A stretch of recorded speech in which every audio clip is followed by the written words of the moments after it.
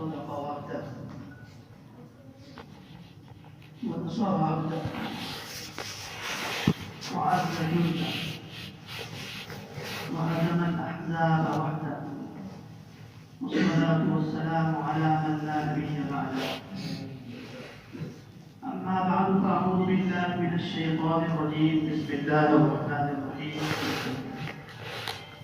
هل ينظرون إلا الساعة أن تأتيهم بغتة فقد جاء أشراطها. وقال تعالى: يسألونك عن الساعة أيان مرساها قل إنما علمها عند ربي لا يجليها لوقتها إلا هو ثقلت في السماوات والأرض لا تأتيكم إلا بغتة.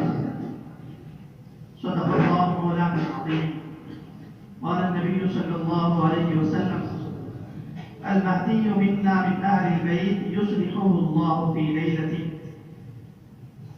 رب اشرح لي صدري ويسر لي أمري واحلل عقدة من لساني يفقهوا قولي. رب زدني علما وارزقني فهما.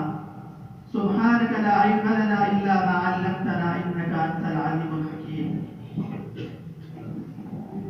محترم مکرم علماء کرام، عزیزان گرامی، السلام علیکم ورحمۃ اللہ وبرکاتہ۔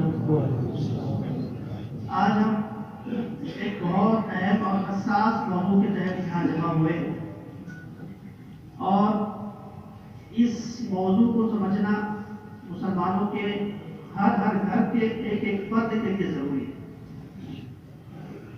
دور ایسا چل رہا ہے فتنوں کا کہ اس فتنوں کے دور میں عقائد، اعمال، معیشت، معاشرت اور ایمان، تمام چیزوں پر حملہ ہو رہا ہے۔ ہم نے یہ مجلس سجائی تاکہ ہم لوگ مل بیٹھ کے ایک ضروری عقیدے کو سمجھیں۔ وہ عقیدہ ہے قیامت اور قیامت سے متعلق چیزیں۔ سب سے پہلے بنیادی بات یہ سمجھنا ہے ہمیں کہ قیامت کا شریعت مطہرہ میں کیا مقام ہے، کیا درجہ ہے۔ اس سلسلے میں ہم جب قرآن کریم پر نظر ڈالتے ہیں اور غور کرتے ہیں تو پتہ چلتا ہے کہ قرآن کریم کی مکی صورتیں 86، کل 86 صورتیں مکی ہیں۔ 86 صورتوں میں اگر کوئی آپ سے پوچھے کہ 86 صورتوں کا خلاصہ کیا ہو سکتا ہے تو ہم کہیں گے 4 چیزیں ان 86 صورتوں میں اللہ رب العزت نے رسول اللہ صلی اللہ علیہ وسلم کے زبان ہم سب تک پہنچائی۔ پوری مکی صورتوں کا خلاصہ 4: نمبر 1 توحید، نمبر 2 رسالت، اللہ کو ایک مانو، رسول اکرم صلی اللہ علیہ وسلم کو آخری پیغمبر مانو، نمبر 3 صداقت قرآن، قرآن کو اللہ کی کتاب مانو، اور نمبر 4 قیامت آنے والی ہے، قیامت پر ایمان۔ پتہ چلا کہ قرآن کریم پورا تقریباً اس کی 1/3 صورتیں ہم سب کو پیغام دے رہی ہے کہ قیامت ہمارے عقیدے کا حصہ ہے۔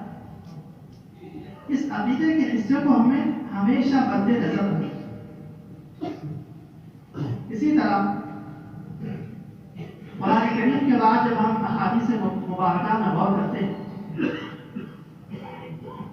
ایک حدیث شریف ہے جس کو محدثین نے کہا ہے کہ تمام احادیث جو 7 لاکھ سے زائد احادیث ہیں، تمام احادیث کا خلاصہ اس حدیث میں ذکر کیا گیا ہے۔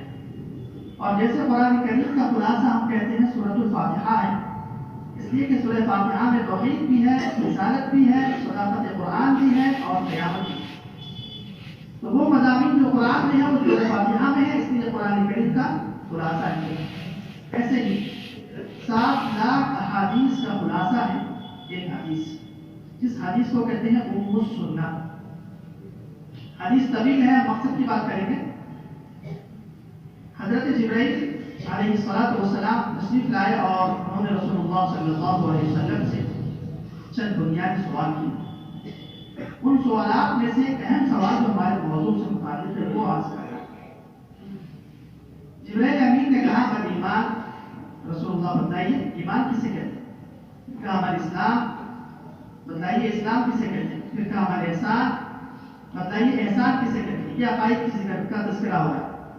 اور اس کے بعد جو جبرائیل امین علیہ السلام نے سوال کیا ہے وہ بہت اہم. فرمایا اخبرنی عن الساعہ، اے پیغمبر صلی اللہ علیہ وسلم بتائیے کہ قیامت کے تعلق سے آپ کا کیا عقیدہ ہے، کیا ہے، کب آئے گا؟ تو رسول اللہ نے فرمایا کہ قیامت کا متعینہ وقت کہ کس دن آئے گی، کس گھڑی میں آئے گی، کس وقت آئے گی، اس کا کوئی نہیں. اس کے بعد جبرائیل نے سوال کیا اخبرنی عن اعمارها، کہ اے پیغمبر قیامت کا متعینہ وقت ٹھیک ہے آپ کو بھی پتا نہیں مجھے بھی پتا نہیں، لیکن قیامت سے پہلے جو آنے والی علامات ہیں جس سے ہم جان لیں گے کہ قیامت آنے والی ہے، کیا علامت ہے؟ تو رسول اللہ صلی اللہ علیہ وسلم نے دو تین علامات معلوم کرتے ہیں. مقصد یہ ہے کہ قرآن کریم کا بھی ایک اہم موضوع قیامت اور احادیث مبارکہ کا بھی اہم موضوع قیامت. ان دونوں باتوں سے پتہ چلا کہ قیامت اور علامات قیامت ہمارے عقیدے کا حصہ ہے. اسی طرح رسول اللہ صلی اللہ علیہ وسلم نے دو طرح کے علوم صحابہ کرام نے تفصیل فرمائے. یہ دو تین باتیں بنیادی عرض کر کے ہم چلتے ہیں.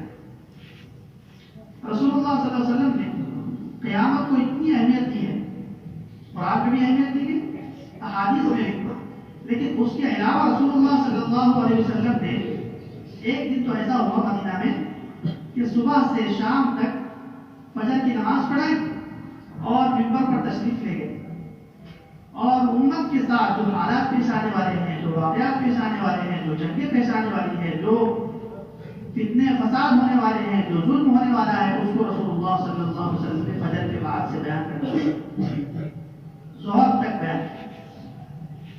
اس کے بعد ظہر کی نماز کے لیے اتر گئے. پھر ظہر کی نماز ہوئی، اس کے بعد پھر رسول اللہ صلی اللہ علیہ وسلم نے قیامت سے متعلق فکروں سے متعلق بیان شروع کر دیا اور عصر کی نماز تک بیان. اس کے بعد عصر کی نماز ہوئی، عصر کے بعد پھر وہی بیان کیا. آپ تعجب کریں گے کہ سارے صحابہ کو کام کاج سے روکے رکھا ہے کہ ایک اہم گھڑی اور اہم موقع اور امت کے ساتھ ایک خطرناک قسم کے حالات کا واقعہ ہونے والا ہے، اس لیے سب کو روک کر کے صبح سے شام تک گویا کہ جیسے ہم نے ایک مختصر سی مجلس یہاں سجائی ہے، رسول اللہ نے پورے دن کی مجلس سجائی اور مغرب تک پھر قیامت کے بارے میں بتاتے رہے. اور اس کے بعد صحابہ سے پوچھا کہ بتاؤ سورج غروب ہونے میں کتنا وقت ہوگا؟ صحابہ کرام نے کہا حضرت چند گھڑیاں ہیں، چند گھڑیوں کے بعد سورج غروب ہو جائے گا. تو رسول اللہ صلی اللہ علیہ وسلم نے فرمایا کہ بس سمجھ لیجیے کہ قیامت کے آنے میں بھی اتنا ہی وقت ہے. تو یہ ہمارا ایک بہت بنیادی موضوع ہے کہ امت کو رسول اللہ نے پیشین گوئیوں کے ذریعے سے اسی لیے آگاہ کیا کہ تاکہ ہم پہلے سے تیاری کریں، حالات سے مقابلہ کریں، حالات کے اندر سے اپنے ایمان کو بچاتے ہوئے کیسے چلیں اور کیسے پھر اپنے نسلوں کے ایمان کی حفاظت کریں. ان علامات قیامت میں سے ایک بہت بڑی علامت ہے حضرت امام مہدی رضی اللہ تعالیٰ. امام مہدی رضی اللہ تعالیٰ عنہ کے تعلق سے بنیادی باتیں ہم شروع میں عرض کریں گے. سب سے پہلے امام مہدی رضی اللہ تعالیٰ عنہ کا نام، اس لیے کہ بہت سے ایسے فتنے آج کل گمراہ ہو چکے ہیں جو امام مہدی کے نام کے ذریعے سے فتنہ برپا کرتے ہیں اور امت کو گھبراتے ہیں، دھوکہ دیتے ہیں. تو اگر حقیقی مہدی کا تعارف آپ کے ذہن میں ہے، آپ کے دماغ میں ہے، آپ کے علم میں ہے، تو انشاءاللہ آپ اور آپ کی نسلیں گمراہ ہونے سے محفوظ ہو جائیں. فرمایا حدیث شریف میں ابو داؤد کی حدیث ہے، ابن ماجہ کی حدیث ہے، رسول اللہ صلی اللہ علیہ وسلم نے فرمایا کہ میری اولاد میں سے، حضرت فاطمہ کی اولاد میں سے، حضرت حسن کی اولاد میں سے ایک شخص پیدا ہوگا جس کے ذریعے سے امت مسلمہ کو پوری دنیا کا غلبہ حاصل ہو. پھر آگے رسول اللہ نے نام ذکر اور نام کس طرح کہا؟ یواقی اسمہ بسمی. ابو داؤد شریف کی روایت ہے، ابن ماجہ کی روایت ہے، فرمایا کہ اس کا نام میرے نام کی طرح ہوگا. یعنی رسول اللہ صلی اللہ علیہ وسلم کا نام ہے محمد، تو اس شخصیت کا نام بھی محمد ہوگا. دوسری بات ذکر فرمائی کہ یواقی اسم ابی بسمی، کہ اس کے والد کا نام بھی میرے والد کے نام کی طرح ہی ہوگا. یعنی رسول اللہ صلی اللہ علیہ وسلم کے والد مبارک کا نام ہے عبداللہ، تو امام مہدی رضی اللہ تعالی عنہ کے والد کا نام بھی عبداللہ ہوگا. یہ دو باتیں تو اتنی آسان سی ہے، ہر مسلمان اس کو یاد رکھ سکتا ہے کہ ہمارے پیغمبر کا جو نام ہے محمد، امام مہدی کا وہی نام ہوگا محمد. ہمارے پیغمبر صلی اللہ علیہ وسلم کے والد کا جو نام ہے عبداللہ، امام مہدی کے والد کا بھی وہی نام. اسی طرح ایک ان کی کنیت، کنیت کہتے ہیں باپ کی طرف نسبت کرتے ہوئے جو نام لگتا ہے بچے، باپ کے لیے بچے کی طرف نسبت کرتے ہوئے جو نام لگتا ہے اس کو کنیت کہتے ہیں. جیسے کسی شخص کا بیٹا عبداللہ ہے تو اس کے والد کو کہیں گے ابو عبداللہ. تو امام مہدی کے بھی اولاد ہوگی اور بیٹے کی طرف نسبت کرتے ہوئے ان کی نسبت ہوگی، ان کے بیٹے کا نام بھی عبداللہ ہوگا. آباد روایت میں قاسم ہوگا. تو قاسم ہوگا یا عبداللہ ہوگا، تو دو طرح کی کنیت امام مہدی کی گویا ہوگی، ایک ابو عبداللہ اور دوسری ابو القاسم.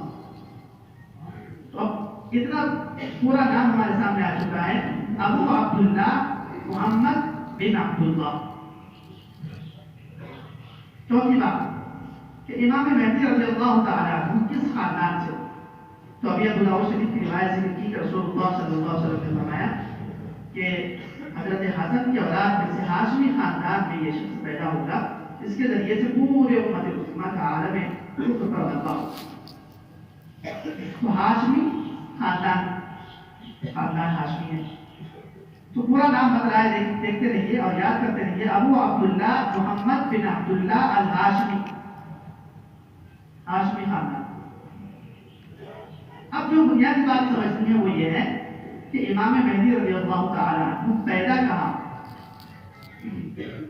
اس لیے کہ بہت سارے ایسے فتنے ہیں جو کہیں اور پیدا ہو رہے ہیں اور اپنے آپ کو مہدی کہلاتے ہیں، اور بہت سے کم مسلمان ان کے جھانسے میں آ جاتے ہیں. تو احادیث میں ہے کہ رسول اللہ صلی اللہ علیہ وسلم نے فرمایا کہ امام مہدی کی جائے ولادت مدینہ منورہ ہوگی، اور بعض روایات میں ہے کہ مکہ المکرمہ. ان دو جگہ کے علاوہ کسی دنیا کے اور علاقے کا کوئی شخص کہتا ہے جو مکہ اور مدینہ کے علاوہ کہیں پیدا ہوا ہے اور وہ شخص کہتا ہے کہ میں مہدی ہوں، تو آپ نے اس شخص کی بات نہیں مانی ہے، اس کو انکار رد کر دیں. کیونکہ ہمیں احادیث مبارکہ پر غور کرنے سے پتہ چلا کہ امام مہدی رضی اللہ تعالیٰ عنہ کی ولادت مدینہ منورہ میں ہوگی یا مکہ المکرمہ.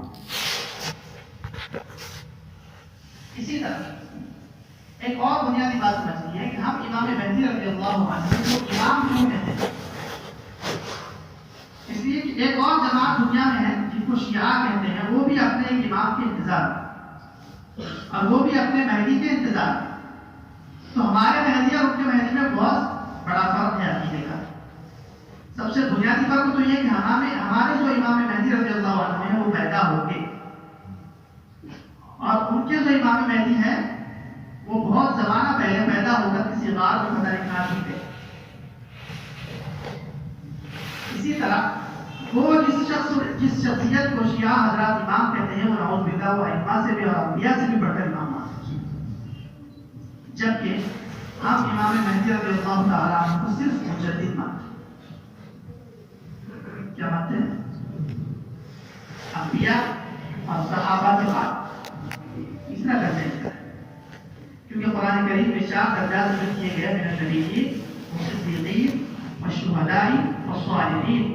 یہ سب سے اونچا مقام ہے انبیاء کا، پھر صحابہ کا، پھر شہداء کا، پھر صالحین کا. یہ جو قرآن کریم میں ترتیب ذکر کی گئی ہے، پہلے انبیاء اور صحابہ، اس کے بعد ہے شہداء اور صالحین.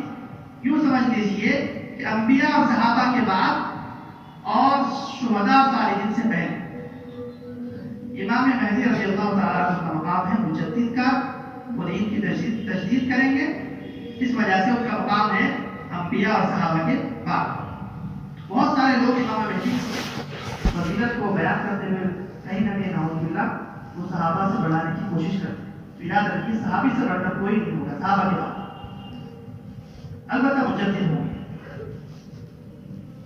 اسی طرح یاد رکھیے بہت سارے ہمارے مسلمان امام مہدی رضی اللہ تعالیٰ کے لیے ایک دعائے اللہ علیہ السلام اس طرح اس سلسلے میں اہل سنت والجماعت کا موقف ہے کہ علیہ السلام کا جو لفظ ہے یہ انبیاء کرام علیہ السلام کے ساتھ استعمال کیا جائے گا. نبی کے علاوہ کسی اور شخصیت کے لیے علیہ السلام استعمال نہیں کرنا چاہیے تاکہ مشابہت نہ ہو، کسی کو دھوکہ نہ لگے. پھر امام مہدی کے لیے کیا لفظ استعمال کرنا ہے؟ تو اہل سنت والجماعت کے فقہاء کرام نے اور کتاب الفتن کے علماء کرام نے کہا ہے کہ امام مہدی رضی اللہ تعالیٰ عنہ کو جس طرح صحابہ کرام کو رضی اللہ عنہ کہتے ہیں اسی طرح امام مہدی کے لیے بھی ہم رضی اللہ عنہ کا لفظ استعمال کر سکتے ہیں.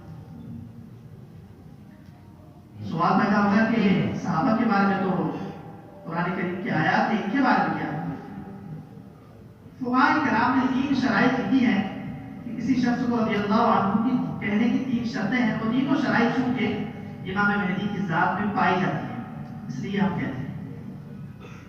پہلی شرائط تو یہ ہے کہ اس کے ایمان پر گواہی موجود ہے، اس کے ایمان کی گواہی موجود ہے. امام مہدی رضی اللہ عنہ کے ایمان کی گواہی رسول اللہ صلی اللہ علیہ وسلم نے دی ہے کہ وہ آئیں گے اور پوری امت مسلمہ کی رہبری کریں گے، حضرت عیسیٰ علیہ السلام تک امت کو سنبھالیں گے.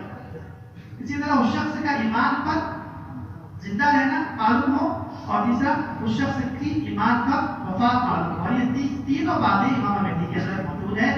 رسول اللہ نے گواہی دی ہے، ان کا مومن رہنا معلوم ہے ہمیں احادیث سے، اور اسی طرح ان کا ایمان پر انتقال ہوگا، ابھی آئے گا اور بیت المقدس میں وہ دفن کیے جائیں.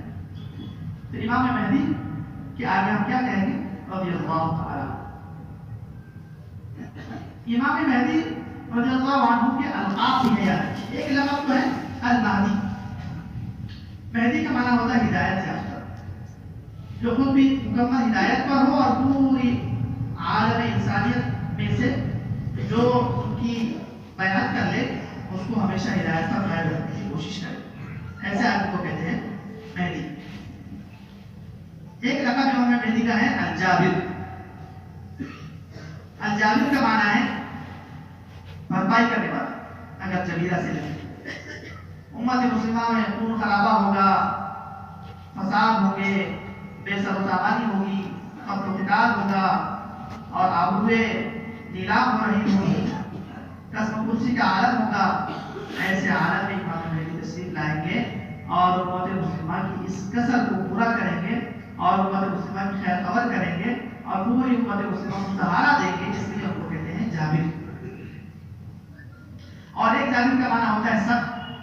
تو لا محالہ امام مہدی رضی اللہ تعالیٰ عنہ دشمنان اسلام کے لیے سخت بھی ہوں گے، اس لحاظ سے بھی جابر کہہ سکتے ہیں. یہ تو چند بنیادی باتیں ہو گئی کہ امام مہدی کا نام ابو عبداللہ محمد بن عبداللہ الہاشمی المدنی.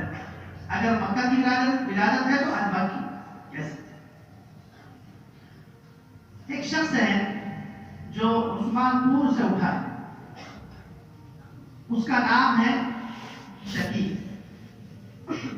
اس کے باپ کا نام ہے حنیف. پیدا ہوا ہے بہار کے علاقے میں عثمان پور گاؤں میں.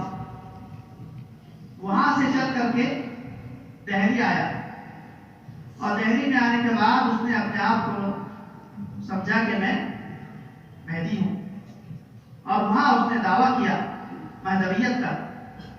اور وہاں سے پھر چلا اور پھر اورنگ آباد ضلع میں آیا اور وہاں آ کر ایک بستی بنائی اور بستی بنانے کے بعد ایک پورے علاقے پر اس نے حکومت کے ذریعے سے وسائل کو استعمال کر کے پورا علاقہ بسایا. اپنے آپ کو مہدی کہتا ہے روپوش. نہ اس کی ولادت مکہ میں ہے، نہ مدینہ میں ہے، نہ اس کا نام محمد ہے، نہ اس کے والد کا نام عبداللہ ہے، نہ وہ امت مسلمہ کی کوئی خبر کرتا ہے. وہ خود روپوش ہے، اس کا خود کوئی پرسان حال نہیں ہے اور کہتا ہے کہ میں مہدی. اور ہمارے علاقے کے بہت سارے ایسے مسلمان ہیں جو کسی عارف سے جڑے ہوئے نہیں ہیں وہ اس کے جھانسے میں آ گئے ہیں. تو یاد رکھنا ہے کہ امام مہدی عجم سے نہیں آئیں گے، عرب سے آئیں گے اور مدینہ منورہ یا مکہ منورہ مکہ مکرمہ میں پیدا ہوگی اور وہیں پر ان کی تربیت ہوگی، تعلیم ہوگی اور وہاں سے پھر وہ آگے چلیں گے. بنیادی باتیں عرض کرنے کے بعد اب ہم چلتے ہیں کہ ہم جس دور میں اب جی رہے ہیں، یہ بہت خطرناک دور، بہت پرفتن دور، تو کیا اس دور میں امام مہدی رضی اللہ عنہ کے آنے کی کچھ علامات ظاہر ہو رہی ہے؟ اور کیا کیا امام مہدی کی علامات ہیں؟ کیسے ہم مثلا پیڑ والوں کو کیسے پتا چلے گا کہ امام مہدی آنے والے ہیں یا آ چکے ہیں؟ کون سی ایسی علامات ہوں گی جس سے ہمیں علم ہوگا کہ امام مہدی آئے ہیں؟ کیونکہ علم ہونا ضروری ہے، کیونکہ اگر علم نہیں ہوگا تو آپ ممکن ہے کہ انکار کر بیٹھے نعوذ باللہ اور اس کو جھوٹا کہہ دیں. اس لیے علامات کا یاد ہونا ضروری ہے. سب سے بنیادی علامت ہے امام مہدی کے آنے سے پہلے جو آج ساتھ بات وہ ہے کہ مہنگائی، بے روزگاری پوری دنیا میں عام ہو جائے. اور ہم ایسے دور میں بیٹھے ہوئے لاک ڈاؤن کے بعد جس میں مہنگائی اپنے عروج پر، بے روزگاری بھی اپنے عروج پر، بڑے بڑے تعلیم یافتہ اور بڑے بڑے ایسی ڈگریوں والے جن کے پاس اونچی اونچی نوکریاں لینے کے اسباب ہے لیکن وہ بیچارے بھوکے نوکریاں، بے روزگاری عام، بھوک پیاس، فقر، بے کسی، افراتفری یہاں. تو یہ علامت تو ہو چکی ہے. دوسری علامت ہے امام مہدی رضی اللہ تعالی عنہ کے آنے سے پہلے، وہ ہے پچھلے 1980 سے کچھ علامات ظاہر ہونا شروع ہو گئی ہے. میں کچھ اشارہ کرنا چاہتا ہوں. حدیث شریف میں کتاب الفتن میں نعیم بن حماد رحمہ اللہ کی حدیث ہے، فرماتے ہیں سیعود عائد بمکہ فیقتل. اور یہ واقعہ ہو چکا ہے، ہمارے علم میں ہونا چاہیے کہ ایک شخص مہدی ہونے کا دعویٰ کرتے ہوئے حرم شریف میں داخل ہوگا اور اس وقت کی حکومت، سعودی حکومت، اس شخص کو دعویٰ کرنے کی وجہ سے حرم میں ہی قتل کر دے گی. 1979 جوہیمان نام کے ایک شخص نے چند افراد کو لیا، کچھ اس کو بھی اسی طرح شکیل بن حنیف کی طرح اس کو بھی خام خیالی ہو گئی. تھا تو ایک آدمی لیکن اس کو بھی ایک دل میں وسوسہ آ گیا کہ شاید میں بھی کوئی پہنچا ہوا آدمی ہوں اور میں مہدی ہوں. تو کہتے ہیں کہ اس نے چند لوگوں کو جمع کیا، اپنے چاہنے والوں کو، معتقدین کو، اور جمع کر کے وہ حرم سے بھی چلا گیا. یہ علامت ہے. حرم شریف گیا اور وہاں پر اس کی جو بنیادی غلطی اس سے ہوئی، جو امام مہدی اس کے ساتھ نہیں ہوئی. امام مہدی جو حقیقی ہوگا وہ یہ کام نہیں کرے گا جو اس نے کیا. اس نے ہتھیار کے ساتھ وہاں کعبۃ اللہ میں چلا گیا اور اس کے جتنے ساتھی تھے سب کے پاس ہتھیار. اور امام مہدی رضی اللہ تعالیٰ عنہ جو ہوں گے، حقیقی مہدی جو ہوں گے، وہ بغیر کسی ہتھیار کے اعلان مہدویت فرمائیں گے. چلا گیا اور اس نے مائک سارے قبضہ کر لیے حرم کے. 1979 کی بات. قبضہ کرنے کے بعد اس نے اعلان کر دیا کہ میں مہدی ہوں اور یہ حکومت یہ نافرمانوں کی حکومت ہے اور میں اس کے خلاف اعلان کرتا ہوں. حکومت کے وقت نے اس کو گھیرے میں لے لیا پورے حرم کو. بہرحال انہوں نے بھی ادھر سے کچھ تباہ آزمائی کی، مقابلہ کیا. حکومت کے پاس تو ظاہر سی بات پوری فوج ہوتی ہے، اس نے فوج کے ساتھ حملہ کر دیا اور اس طرح اس شخص کو وہاں پر قتل کیا. حدیث کیا کہہ رہی ہے؟ سیعود عائد بمکہ فیقتل. ایک شخص مہدویت کے دعویٰ لے کر مکہ میں پناہ لے گا اور وہ آدمی قتل ہو جائے گا. پھر حدیث میں فرمایا ثم ينقص الناس برهة من دهر ثم يعود عائد آخر. پھر لوگ کچھ زمانہ، کچھ مدت انتظار کریں گے اور اس کے بعد حقیقی مہدی نمودار ہوگا. تو پتہ چلا کہ وہ تو علامت ظاہر ہو گئی، اب جو حقیقی مہدی ہے ان کے آنے کا جو برہا ہے اس کی کوئی متعینہ مدت نہیں ہوگی، 10 سال بھی ہو سکتی ہے، 20 سال بھی ہو سکتی ہے، 30 سال بھی ہو سکتی ہے، اب تک تو تقریباً 40 سے 45 سال ہو چکے ہیں اور مزید کئی سال ہو سکتے ہیں، لیکن امکان نہیں کہ کسی وقت بھی اس کے بعد ضرور ہو سکتا ہے۔ حدیث فرمایا کہ جو دوسرا آدمی دعویٰ کرے نا کعبے کے اندر، تو یاد رکھنا اگر تمہیں پتہ چل جائے کہ دوسرے آدمی نے بھی تمہارا دعویٰ کر دیا ہے اور تمہارا بس چلے تو ہرگز حدیث میں فرمایا اس کے ساتھ لڑائی مت کرنا، اس لیے کہ اس کے خلاف تو جو لشکر لڑائی کے لیے آئے گا وہ مقام پیدا میں زمین میں زندہ دھسا دیا جائے۔ ایک علامت۔ دوسری علامت یہ بھی بات کتاب الفقہ کے زمانے کے علماء نے کہا کہ ہو چکی ہے۔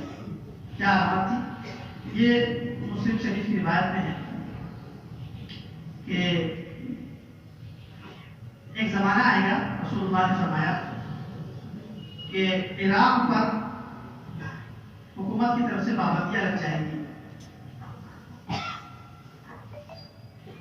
عراق پر معاشی پابندی لگے گی اور اس کا پوری دنیا سے بائیکاٹ ہو جائے گا۔ حدیث میں فرمایا کہ جب اس طرح کا کوئی واقعہ ہو فذالک الملاحم، سمجھ لیجئے کہ اس کے بعد خونخوار اور خون ریز جنگیں شروع ہو جائیں۔ 1992 میں یہ واقعہ ہو چکا ہے کہ 1992 سے 2003 تک پوری دنیا نے، خاص طور سے عیسائیوں نے عراق کا بائیکاٹ کیا، اور علماء فرماتے ہیں کہ اس بائیکاٹ کے نتیجے میں لاکھوں عراقی بچے بھوکے مر گئے مسلمان۔ یہ واقعہ بھی ہو گیا۔ اب ہم چلتے ہیں جو کچھ احادیث میں اور علامات ذکر کی گئی۔ ایک علامت ذکر کی گئی ہے کتاب الفقہ نعیم بن حماد رحمہ اللہ کی روایت میں ہے کہ ایک فتنہ اٹھے گا شام میں بچوں کی وجہ سے، اور وہ فتنہ اتنا طول پکڑے گا، اتنا درازی اس میں ہو جائے گی، اور پوری دنیا کے ممالک بھی اس میں اگر کود جائیں گے تو اس فتنے کے ختم ہونے کا نام ہی نہیں ہوگا، اور شروع ہوگا کان اول عید الصبیان، حدیث میں ہے کہ گویا بچوں کی وجہ سے وہ فتنہ اٹھ رہا ہے۔ اور آپ جانتے ہیں کہ شام میں ایک حکومت ہے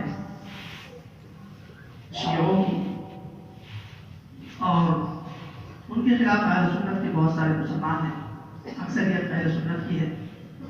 کچھ نوجوان تھے، ایک نوجوان کا نام تھا سبیر اور ایک کا نام تھا جاسم، کہتے ہیں انہوں نے وہاں شام میں کسی دیوار پر لکھ دیا کہ رہا یا بشار، کہ اے بشار تم تو ظاہر سی بات ہے ہمارے مذہب کے نہیں ہیں، ظالم بھی ہو، ظلم بھی کر رہے ہو، تو تم یہاں سے چلے جاؤ۔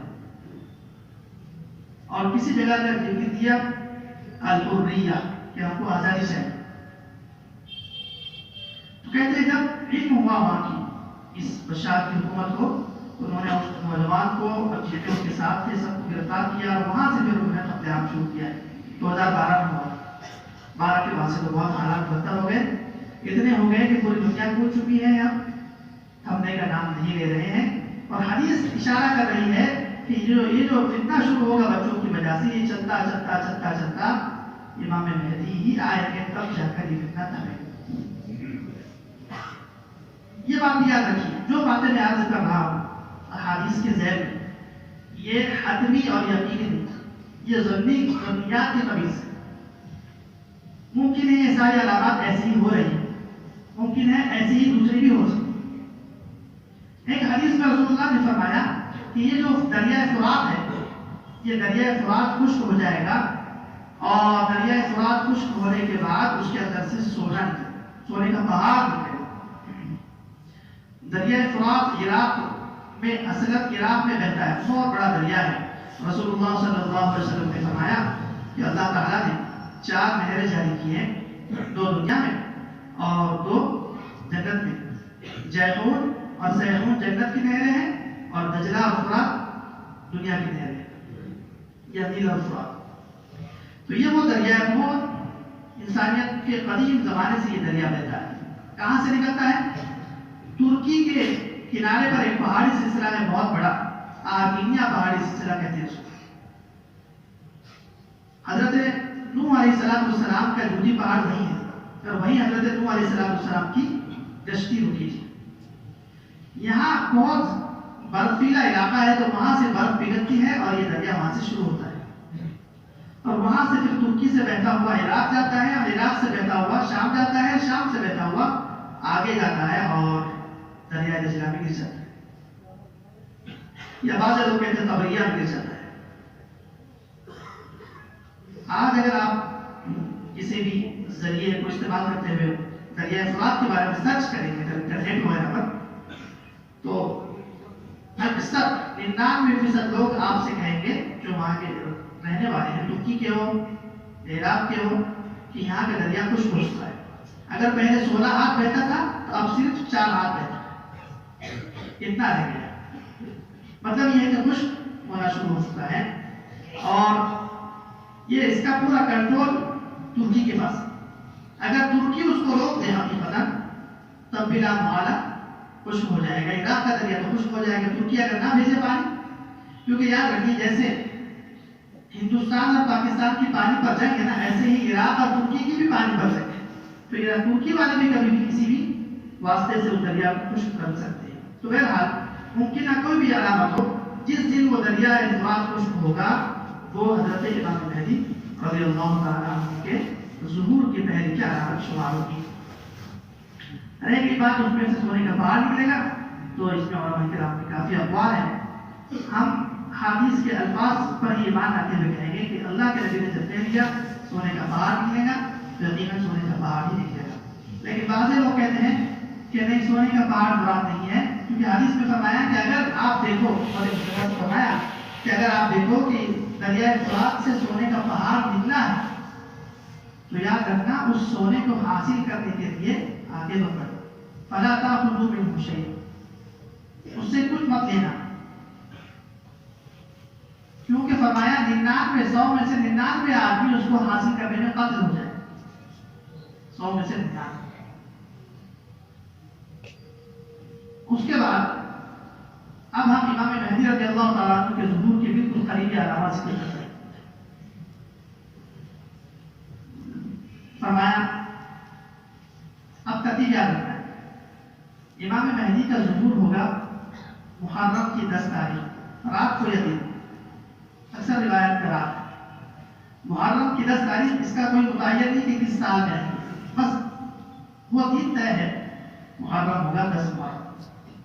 محرم سے پہلے ذی الحج، ذی الحج سے پہلے ذی القعدہ، اس سے پہلے شوال، اس سے پہلے رمضان، اس سے پہلے شعبان. کہتے ہیں کہ جس سال میں امام مہدی رضی اللہ تعالیٰ عنہ کا ظہور ہوگا اس سے پہلے والے رمضان سے پہلے مسلمانوں کی اور کفار کی فلسطین کے علاقے میں ہر نامی پہاڑ کے پاس مجید و بستی میں بہت عظیم الشان جنگ ہونے والی، جس کو انگلش میں آرمیڈون کہتے ہیں اور اردو میں ہم لوگ ہر مجدور کی جنگ کہتے ہیں. ہر ایک پہاڑ ہے اور اس کے پاس ایک بہت بڑا علاقہ ہے، وہاں مسلمانوں کی اور کفار کی زبردست جنگ ہوگی. کس وقت؟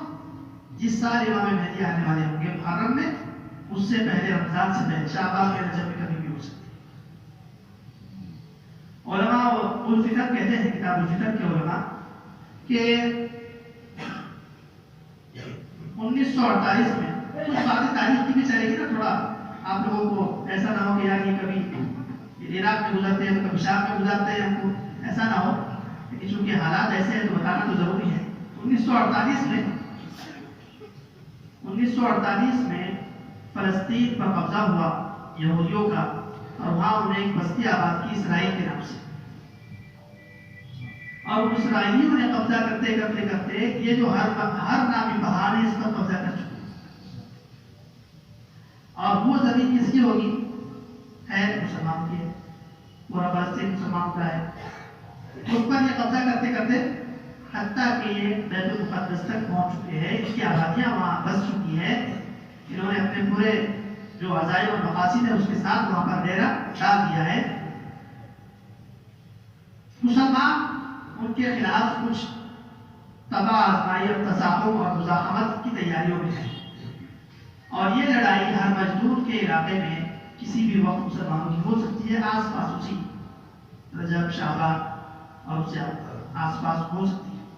تو یاد رکھنا ہے کہ جس وقت اس طرح کا کوئی معرکہ ہو جس میں ہر مجدور کے علاقوں میں مسلمانوں کی اور عیسائیوں کی یہودیوں کی جنگ ہو جائے، تو اس کے بعد ہم کو کیا کرنا ہے؟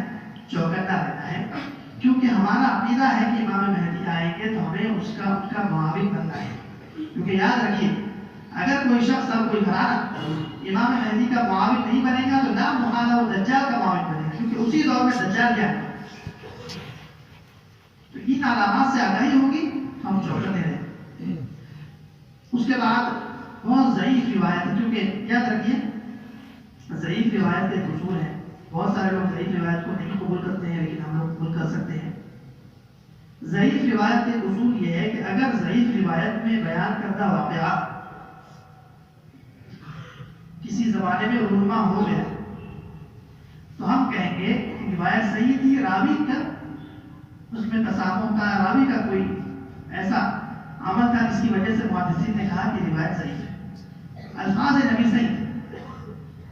اور اگر اس ضعیف روایت میں بیان کردہ واقعہ سرے سے ہوا ہی نہیں تو کہیں گے کہ روایت واقعی ضعیف تھی اور رسول اللہ کی طرف اس کی نسبت صحیح نہیں تھی۔ اس ضعیف روایت میں بیان کردہ واقعے کا ہونا ضروری نہیں ہوتا امام مہدی کے آئے، اس کے بغیر کیا سکتے۔ ایک ضعیف روایت ہے، ضعیف لیکن ذکر کرنا ہے کیونکہ بہت بڑے بڑے محدثین نے ذکر کیا ہے، علامہ مناظر حسن گیلانی نے بھی اس کو ذکر کیا ہے، بہت سارے محدثین نے ذکر کیا ہے۔ کیا ہے کہ رمضان ہوگا، اس کے بعد جب جنگ ہو جائے گی ادھر عراق کے فلسطین کے اطراف میں، اس کے بعد آئے گا رمضان شعبان کے بعد۔ اس رمضان میں ایک روایت میں ہے کہ پہلے رمضان کو چاند گرہن ہوگا، اور ایک روایت میں ہے 15 رمضان کو سورج گرہن ہوگا، اور ایک روایت میں تینوں ضعیف، اور ایک روایت میں ہے کہ 15 رمضان کو آسمان سے ایسی شدید اور اتنی تیز آواز آئے گی کہ اس آواز کو جو لوگ قریب سے سنیں گے ان کے کلیجے پھٹ جائیں گے، تقریباً 70,000 سے زائد لوگ، کیونکہ انسان کے جو کان ہیں ایک حد تک آواز کو برداشت کرتے ہیں، بہت تیز آواز ہو جائے تو ایسا لگتا ہے کہ کچھ چبھ رہا ہے، اس کے بعد اور مزید تیز ہو جائے تو پھٹنا شروع ہو جاتا ہے دماغ ہوتی، اور بہت سارے موقعوں پر چیخ کا عذاب بھی آ چکا ہے۔ تو یہ تو ضعیف ہے، اگر ایسا ہوتا ہے تو روایت صحیح ہے، ایسا نہیں ہوتا تو ایسے واقعے کو کہیں گے رسول اللہ کی طرف نسبت صحیح ہے۔ اب چلتے ہیں شوال میں یہ صحیح حدیث ہے، فرمایا شوال کا مہینہ ہوگا، شوال کا مہینہ یا اس کے آس پاس بھی رمضان کے آخر ایک بادشاہ کا انتقال ہوا، عرب بادشاہ، اور اس بادشاہ کے انتقال کے بعد اس کی بادشاہت حاصل کرنے کے لیے اس کے 3 شہزادے، اس شاہی خاندان کے 3 شہزادے بادشاہت حاصل کرنے کے لیے آپس میں قتل و قتال، لڑائی جھگڑا شروع کرے، اور وہ تینوں شوال کا مہینہ، ذی القعدہ کا مہینہ، ذی الحج کا مہینہ لڑتے رہیں گے، محرم کی 10 تاریخ تک لڑتے رہیں گے، اور ان چاروں مہینوں میں، حج کے مہینوں میں پورے جزیرۃ العرب پر کوئی حکمران نہیں ہوگا۔ جب حکمران نہیں ہوگا تو لوگ حج کرنے کم جائیں گے، جب حج کرنے کم جائیں گے تو اسی سال امام مہدی آئیں گے، امام مہدی آئیں گے تو تعداد ان کے ہاتھ پر بیعت کرنے والوں کی کم اس لیے ہوگی۔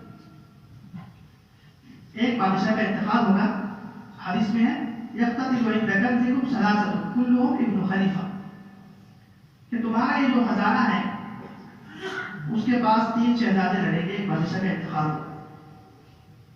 بعض علماء کہتے ہیں کہ ابھی حال میں 2015 میں ایک بادشاہ کا انتقال ہوا ہے اور اس کے بعد ایک بادشاہ کا ہے۔ یہ بات یقینی نہیں ہے یہی ہو، آئندہ بھی ہو سکتی ہے، لیکن یہ بھی ہو سکتی ہے۔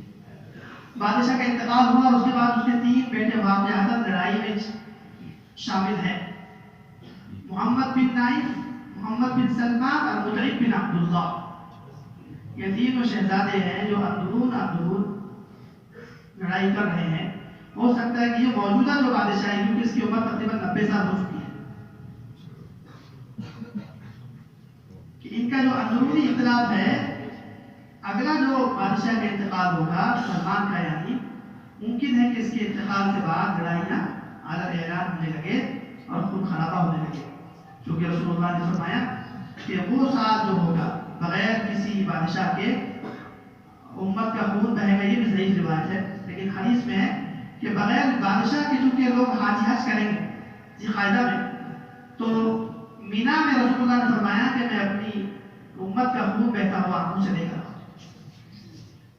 جیسے ہوتے پارٹیوں کے چاہنے والے کہ بھئی اس کو بادشاہ ہونا چاہیے، وہ کہے گا اس کو بادشاہ ہونا چاہیے، اس طرح آپس میں اختلاف کر کے لڑائی کر لی۔ اب پوری دنیا میں افراتفری ہے، جزیرۃ العرب میں کوئی بادشاہ نہیں ہے، اور ہم لوگ تو ویسے بے بادشاہ ہیں، پورے عالم میں مسلمان ذلت کا شکار ہے، پستی کا شکار ہے، کوئی فرسان حال نہیں ہے، کوئی خبر گیری کرنے والا نہیں ہے، کس کے پاس التجا کرے، کس سے کہے اپنا دکھڑا، کون ہے ہماری فریاد سننے والا، سمجھ میں نہیں آتا۔ ایک افراتفری کا عالم ہوگا اور لوگ حج کر رہے ہوں گے۔ وہاں رسول اللہ نے فرمایا کہ ایسے ایام میں محرم الحرام تم پر رحمت کا مہینہ بن گیا ہے،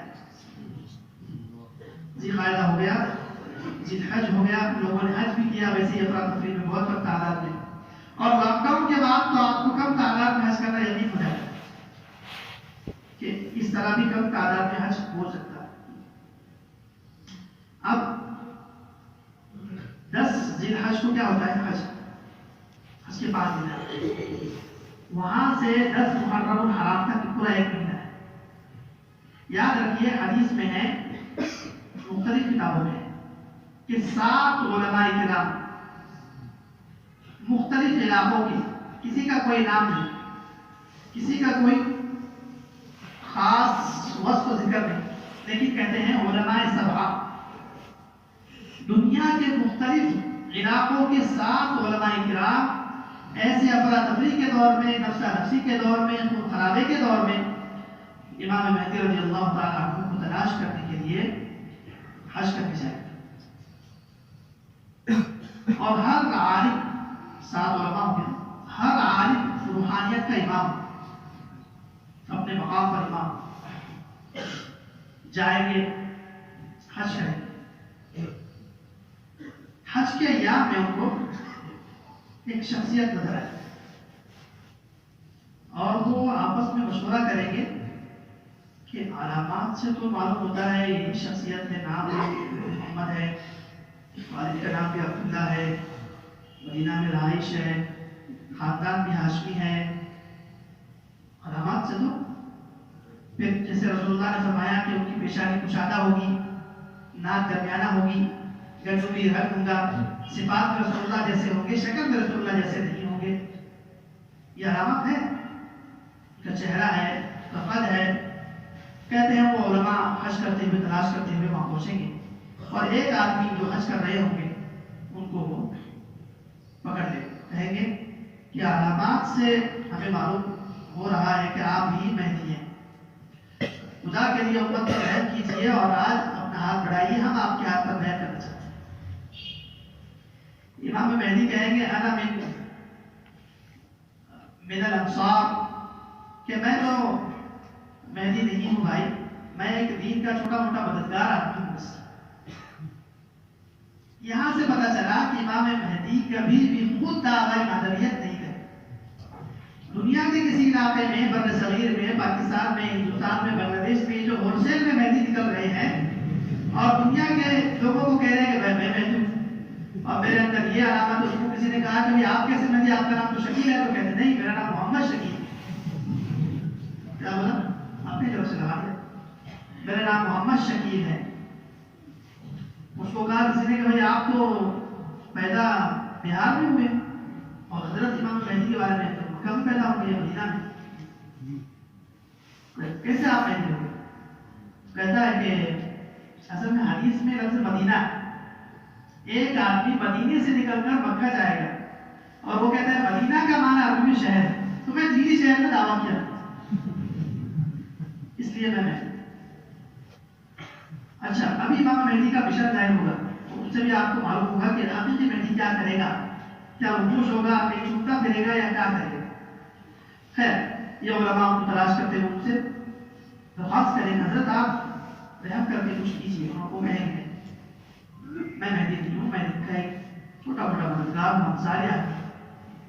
اور وہاں سے امام مہدی جان بچاتے ہوئے نکل کر چلے جائیں گے، مکہ سے مدینہ جائیں۔ اب یہ علماء کرام حج کے ارکان افعال پورے ادا کرنے کے بعد وہاں سے نکلیں گے اور مکہ سے مدینہ آئیں، اور مدینہ میں پھر ان کی وہی شخصیت سے ملاقات ہو جائے، کیونکہ امام مہدی تو مدینہ میں رہیں گے، وہیں کے رہنے والے ہیں۔ ملاقات ہوگی، یہ لوگ پھر درخواست کریں گے حضرت کچھ تو کیجیے، ہمیں تو بظاہر یہی لگ رہا ہے کہ آپ ہی مہدی ہیں۔ یہ بات یاد رکھیے کہ یہ جو مہدویت کا مقام ہے اور یہ جو عہدہ ہے، یہ اللہ تعالیٰ کی طرف سے اس کو الہام کیا جائے، اور وہ صلاحیت جو پوری امت کی شکستگی کو ختم کرے، پوری امت کی قسم کشی کو ختم کرے، اور پھر پوری دنیا کے کفر سے لڑے اور اسلام کو غالب کرے، یہ بہت بڑا استعدادی درجہ چاہتا ہے، بہت زیادہ صلاحیت چاہیے۔ تو وہ صلاحیت اللہ تعالیٰ امام مہدی کو ایک رات میں ودیعت فرمائے گی۔ حدیث میں فرمایا المہدی منا من اہل البیت، کہ مہدی ہمارے اہل بیت میں سے ہوں گے۔ آگے کہا یصلح اللہ فی لیلۃ، اللہ تعالیٰ ایک رات میں اس کے اندر وہ صلاحیت پیدا فرما دیں گے، الگ سے کہیں سے وہ حاصل نہیں کرے۔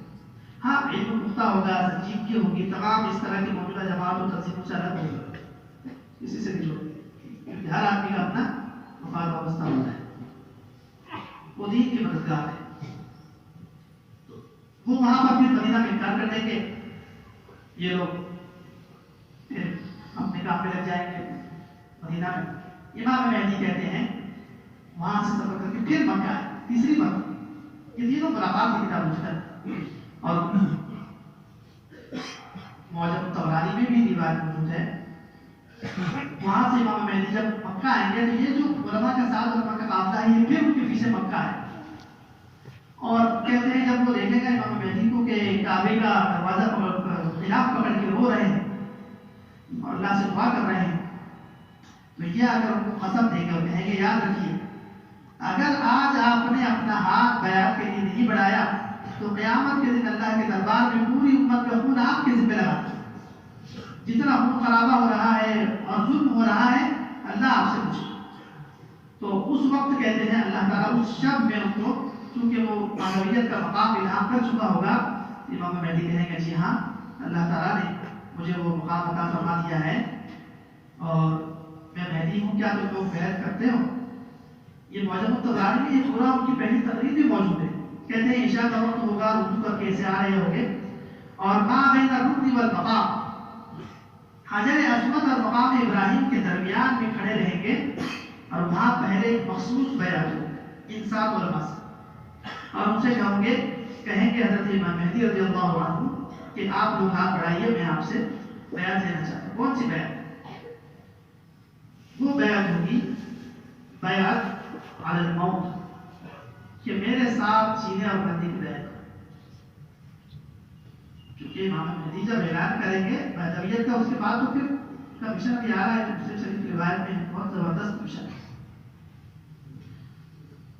وعدہ کرو کہ جو میں کہوں وہ کریں گے، اور جیسے میں کہوں ویسے کریں گے، وہ سات علماء سے بیعت کریں گے۔ اس کے بعد کہتے ہیں امام مہدی مخصوص بیعت کے بعد وہیں سے کھڑے کرے اعلان کریں گے مہدویت کا، اور حدیث میں فرمایا کہ اس پہلی بیعت کرنے والے لوگوں کی تعداد من اصحاب عدت بدر، کہ جتنے بدر کے میدان میں 313 صحابہ تھے، اتنی تعداد میں پہلی بیعت عوام ان سے کرے گی۔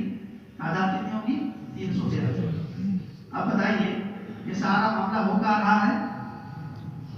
مکہ میں، اور لوگ کہاں دعویٰ کر رہے ہیں؟ ہندوستان میں۔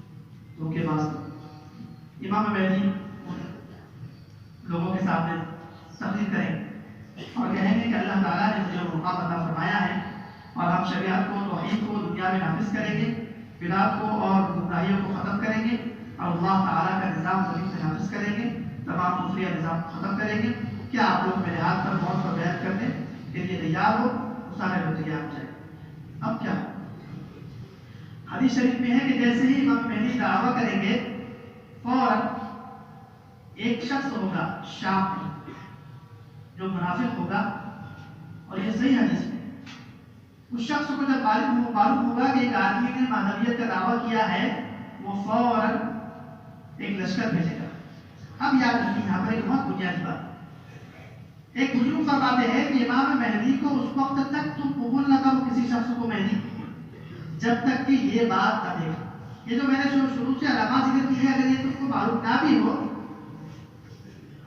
اگر یہ علامت کسی شخصیت کے لیے پائی گئی تو سمجھ لینا کہ وہ حقیقی مہدی ہے، اور یہی وہ علامت ہوگی جس سے پوری دنیا کے مسلمانوں کو، چاہے کہیں کا بھی رہنے والا ہو، اگر وہ میڈیا میں متعلق ہے، میڈیا کو دیکھتا ہے، خبر تو میڈیا سے آئے گی، ایسا تو نہیں ہوگا کہ میڈیا ختم ہو جائے گا۔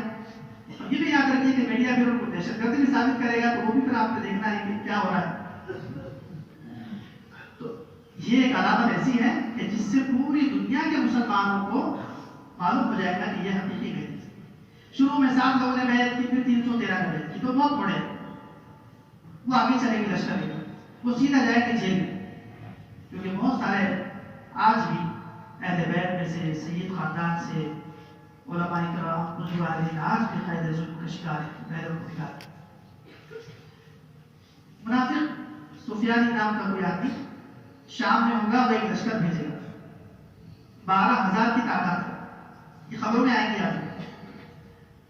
حدیث میں فرمایا کہ وہ لشکر آئے گا وہاں سے امام مہدی کے خلاف، اور آتے آتے مدینے سے قریب ایک میدان ہے، بیدا نام کا میدان، بیدا نام کے میدان میں وہ لشکر آئے گا، اور فرمایا حضرت عائشہ نے کہ اللہ کے نبی نے فرمایا کہ وہ پورا کے پورا لشکر ماں گھوڑے، وہ پورا لشکر زمین میں دھس جائے، صرف 2 لوگ زندہ بچے، ایک امام مہدی کے پاس جا کر اطلاع دے گا کہ ایسا حضرت واقعہ ہوا ہے آپ کی تائید، اور ایک اس بدبخت کے پاس جا کر خبر دے گا کہ ہاں ہم لوگ اس طرح ذلیل خوار ہو چکے، باقی پورا 12,000 کا لشکر زمین میں دھس جائے۔ اب آپ سوچئے کہ ایک لشکر آ رہا ہے 12,000 کا، اور وہ ایک میدان میں آ کر زمین میں دھس جائے، کتنی بڑی خبر لگے گی میڈیا میں۔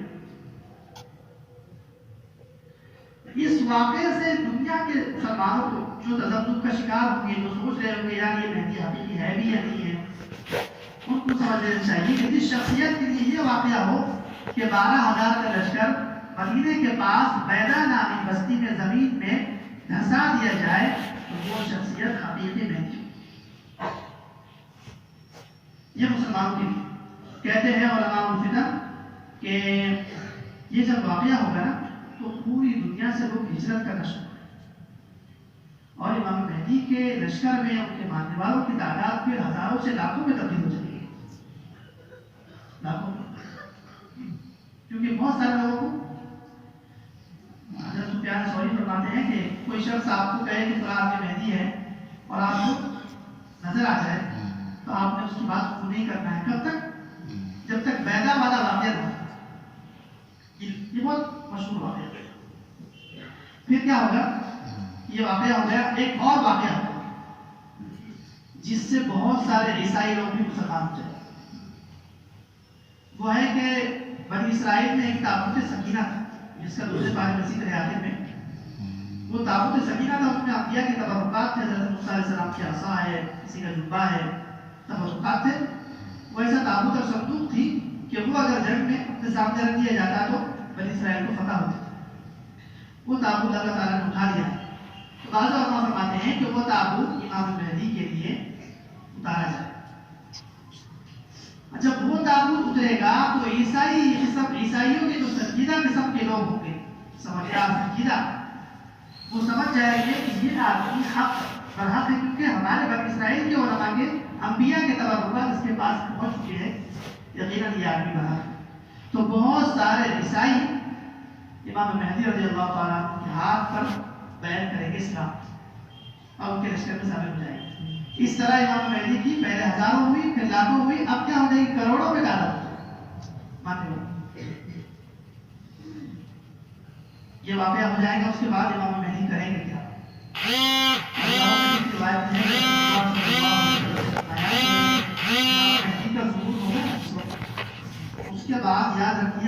عمر صرف 7 سال ایک روایت یا 9 سال دوسری روایت.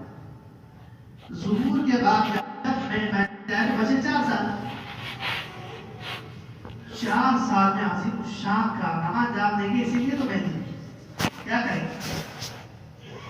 رسول اللہ صلی اللہ علیہ وسلم نے فرمایا تقاتلون فی جزیرۃ العرب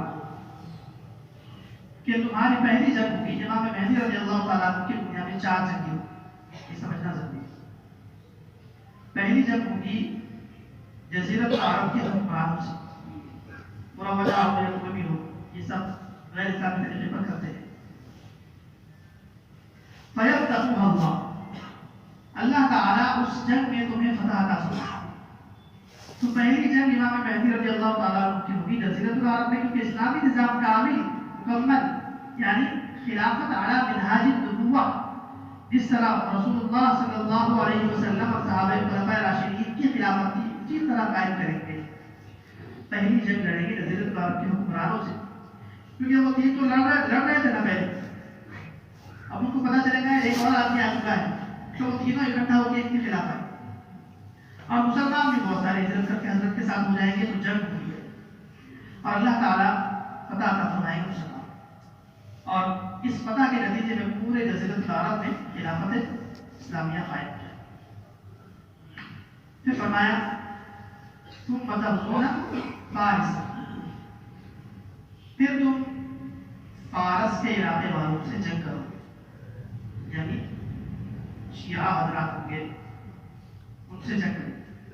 فیفتح اللہ، دوسری جنگ اللہ تعالیٰ تمہیں فتح عطا فرمائے، وہاں بھی اسلامی نظام نافذ ہو جائے.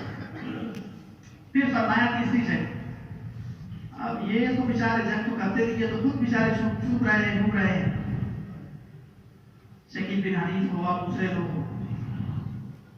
ثم تغزون الروم، علماء فرماتے ہیں کہ جب الروم آئے تو وہاں دو معنی ہو سکتا ہے. روم سے مراد علاقہ اٹلی وغیرہ کا جو پہلے یورپ تھا وہ بھی ہو سکتا ہے، لیکن یہاں الروم سے مراد مذہب ہے، مذہب عیسائی. کہ تیسری جنگ تم روم والوں سے یعنی عیسائیوں سے کرو. یعنی اب یوں سمجھ لیں کہ دنیا کی آخری بڑی جنگ ہے، اور اس جنگ کی پوری تفصیل رسول اللہ صلی اللہ علیہ وسلم نے حدیث میں ذکر فرمایا کہ تم روم سے جنگ کرو گے اور روم کا لشکر کتنا ہوگا عیسائیوں کا. اور ان کے آج کل جو جنگ ہوتی ہے یاد رکھیے ایک لشکر نہیں ہوتا، اس لشکر کے ساتھ 50 ملک بھی آتے. تو اللہ کے نبی نے فرمایا کہ تمہاری یہ جنگ ہوگی ملک شام. ملک شام میں اعماق اور دابق نام کے دو میدان، اس میدان میں یہ جنگ ہوگی تمہاری. اور پوری دنیا کا آج کی زبان میں اگر کہ پوری دنیا کا کفر، پوری دنیا کا نیٹو، پوری دنیا کی طاقتیں، پوری دنیا کا سائنس، پوری دنیا کی ہتھیار، وہ ساری جمعیت لے کر اعماق اور دابق نام کے میدان میں آ جائے. اور امام مہدی رضی اللہ تعالیٰ عنہ کے ساتھ بھی بہت مسلمان ہوئے، دونوں لشکر وہاں آ جائیں. کفار کے تعداد رسول اللہ نے ذکر فرمائی 80 رایۃ، کہ کفار کے 80 جھنڈے ہوں. جیسے آج کل ہر ملک ہے، ہر ملک کا ایک جھنڈا ہوتا ہے، تو 80 ممالک کفار کے. وعلى كل راية 80,000، على كل راية 12,000، تحت كل راية 12,000، کہ ایک تو 80 جھنڈے ہوں گے، ہر جھنڈے کے ماتحت 12,000 کا لشکر ہوتی ہے. 80 جھنڈے اور ہر جھنڈے کا 12,000 کا لشکر. کل اگر ہم ان کو جمع کرتے ہیں تو ہوتا ہے کل 9,60,000، 1 ملین کے قریب. 9,60,000 کا لشکر عیسائیوں کا، ان کے ہم نواؤں کا، حلیفوں کا، ان کے چاہنے والوں کا، ان کے زرخرید غلاموں کا، جیسے آج کی دنیا میں ہے. پوری دنیا ایک ہی ہے نا، ایک شخص چلاتا ہے، سب تو باقی غلام ہے جتنے ملک ہے دنیا. New world order. اس حدیث کی، اس جنگ کی تفصیل رسول اللہ نے ذکر فرمائی کہ مسلمان جائیں گے جنگ کرنے کے لیے. 2 جگہ تو اسلامی نظام آ چکا ہے اور بہت عدل کا، انصاف کا خوبصورت نظام کہ جس کو دیکھیں تو کفار کی تمنا کریں کہ ہمیں بھی اس نظام کی سائے تلے لے جاؤ، ایسا نظام. आमाम का दाबिर नामी मकाम पर आगे लश्कर 9,60,000 का लश्कर पूरी ताकत के साथ हवाई फिजाई सारे हथियार के साथ मौजूद है। और इधर एक दुर्वेशों का लश्कर है जो रूहानियत के इमाम तकवा और कुर्बानियाँ और नफसानियत को मार चुके आ गए। फरमाया रसूलुल्लाह सल्लल्लाहु अलैहि वसल्लम ने कि इस मुसलमानों के लश्कर के 3 हिस्से बचे, 3 तक जंग हुई। रिवायात में है कि मुसलमान जंग करेंगे, उस जंग के नतीजे में इतने मुसलमान शहीद हो जाएंगे, इतने शहीद हो जाएंगे कि रात में सुबह से जब जंग करके थक कर आएंगे तो देखेंगे फलां भी चला गया, फलां भी शहीद हो गया, फलां भी शहीद हो गया, तो बहुत दिल जख्मी हो जाएगा। दूसरे दिन फिर जंग होगी, फिर बहुत कसीर तादाद में शुहदा हो जाएंगे। इमाम मेहदी आ गए और आके करते आ गए। याद रखिए अपनी अपनी जमायत, अपनी अपनी जमात, अपने अपने काम से बहुत ऊपर उठना पड़ेगा और इमाम मेहदी के मिशन को समझना पड़ेगा कि आकर करेंगे। जो मिशन अंबिया का है, जो मिशन ईसा अलैहिस्सलाम का है, वो भी दज्जाल को कत्ल करने की दुनिया में है और कोई काम। हमने अपनी अपनी जमातें बना ली, अपने अपने काम बना लिए, आफियत की जिंदगी, आफियत का काम, ऐसे दिन के काम बना लिए। मैदान में कब निकलोगे और कैसे निकलेंगे? अभी आखिर में जिक्र करेंगे इमाम मेहदी के हामी कौन होंगे और मुखालिफ कौन होंगे। 3 गिरोह होंगे जो हामी मददगार होंगे, 3 होंगे जो मुखालिफ। तीसरे दिन जंग करेंगे बहुत सारा, तीसरे दिन जंग होगी और चौथे दिन सुबह फिर मुसलमानों को फतह होगी। फतह होने के बाद इतना माल गनीमत मिलेगा, हर किस्म का माल गनीमत, मईशत का, जंग का, खाने पीने की अशिया का, हर किस्म का मईशत, क्योंकि दुनिया का पूरा कुफ्र है, पूरी पूंजी उसने लाकर वहां लगा दी थी। कहते हैं जब माल गनीमत की तरफ मुसलमान देखेंगे तो माल गनीमत नहीं है, इस गम में कि इतने साथी शहीद हो गए, इतने बड़े बड़े उलमा शहीद हो गए, इतने बड़े बड़े अहलुल्लाह शहीद हो गए, तो इस माल का क्या करें। लेकिन रसूलुल्लाह ने फरमाया कि 3 इस लश्कर के गिरोह बच जाएंगे। जंग की इब्तिदा में एक मुनाफिकीन का गिरोह होगा जो टेक्नोलॉजी को देखकर और कहेंगे ये तो भाई फिजाई भी हमला कर सकते हैं, ये तो जमीन भी हमला कर सकते हैं, हम कैसे इमाम मेहदी के साथ दे सकते हैं, लड़ना भिड़ना तो अपना काम ही नहीं है, कुछ लोग ये भी कहते हैं। मुनाफिकीन का लश्कर हदीस में है, उससे निकल जाएगा।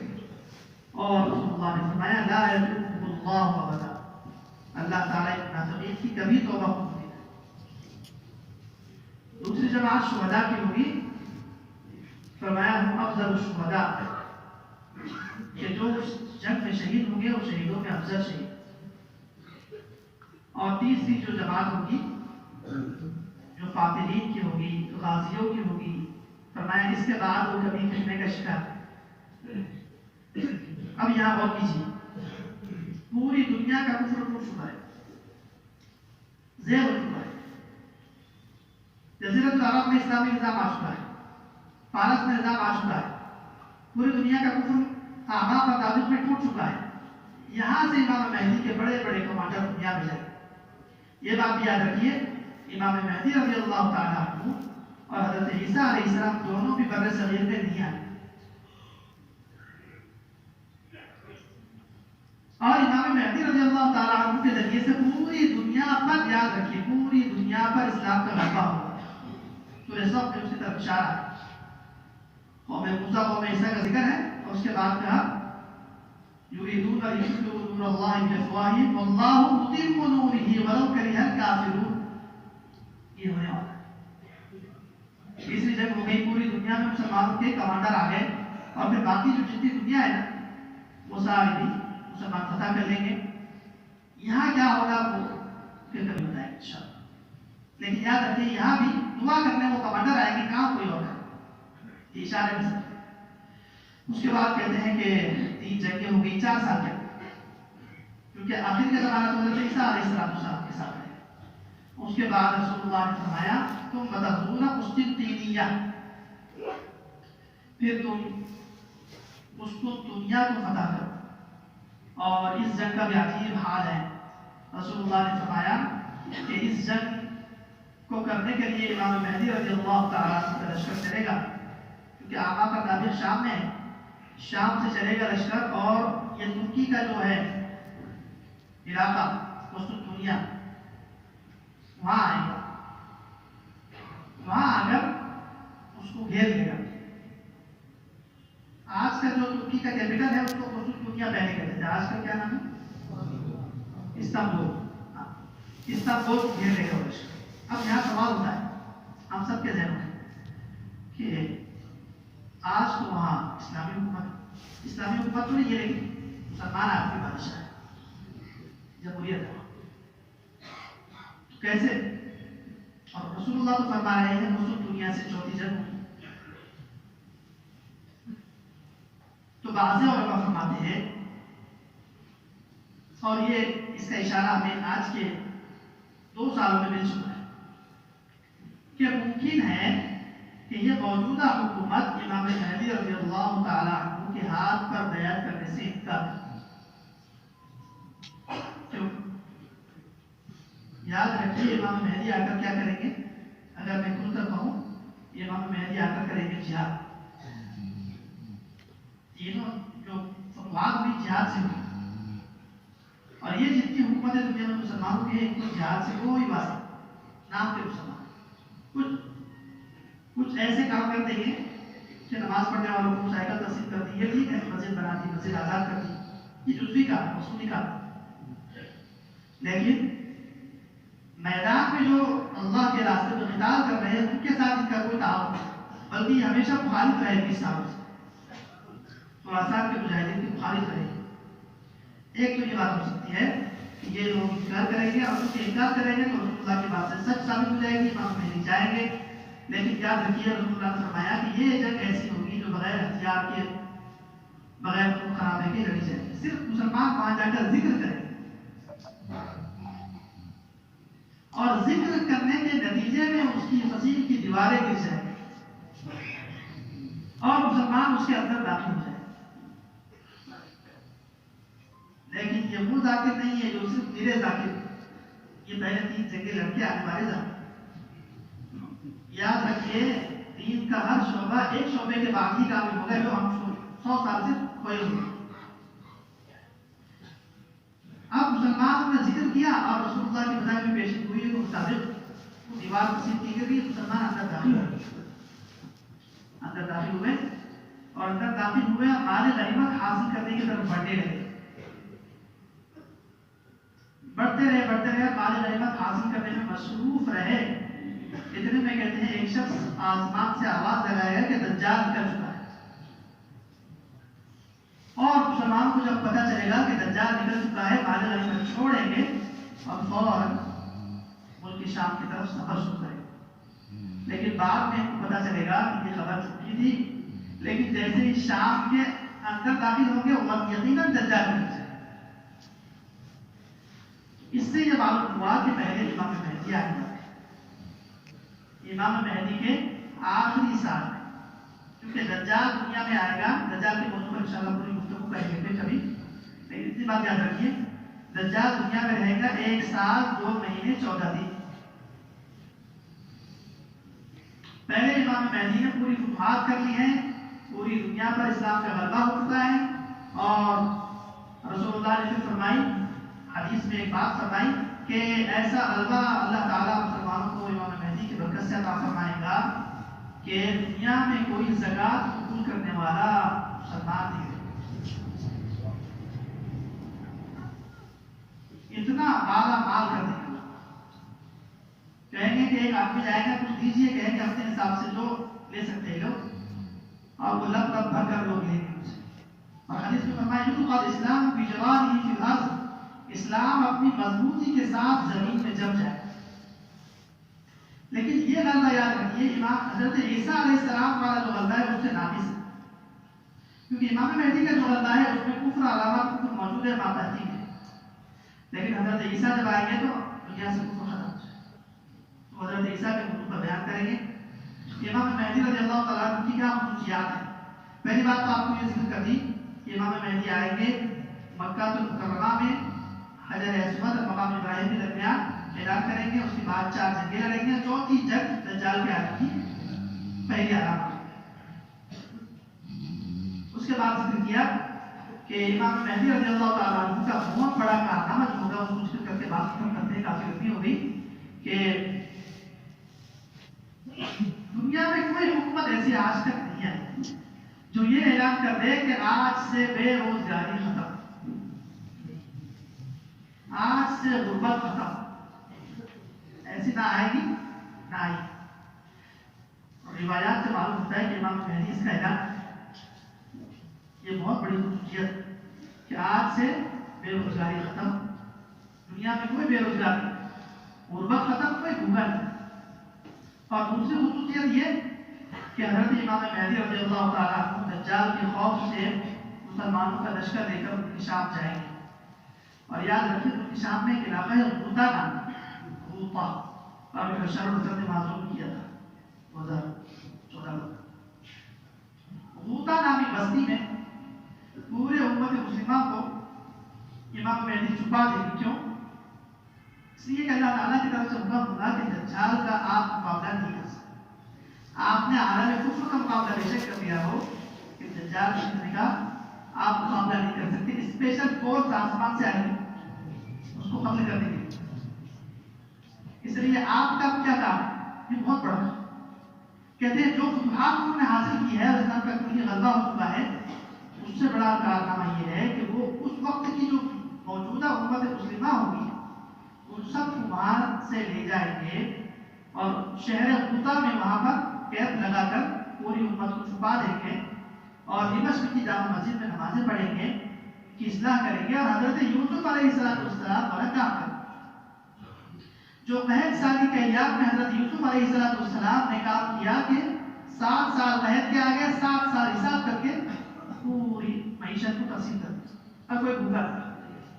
دجال کا فتنہ ہے اور خطرناک فتنہ ہے، کہتے ہیں دجال کے آنے سے پہلے غربت دنیا میں عام نشین ہو جائے گی، اتنی غربت ہوگی کہ دجال کے مخالفین کے کھیت کھلیان دجال بنجر کر دیں گے۔ ایک شخص ہوگا، مثال دے رہا ہوں، ایک شخص مسلمان ہوگا، گھر میں جائے گا، 3 دن ہو گئے کھانے کے لیے کچھ، بچے پر نظر پڑی، بچہ بھی ملا تھا، ماں پر نظر پڑی، ماں بھی رو رہی، اور بیوی پر نظر پڑی، بیوی بھی رو رہی۔ ایسا آدمی بے قرار ہو کر رزق کی تلاش میں نکلے گا، اور سامنے دجال کے پاس روٹیوں کا پہاڑ اور انسان کچھ بول رہا۔ ایسا مجبور آدمی بتائیے کیسے اپنا ایمان بچائے؟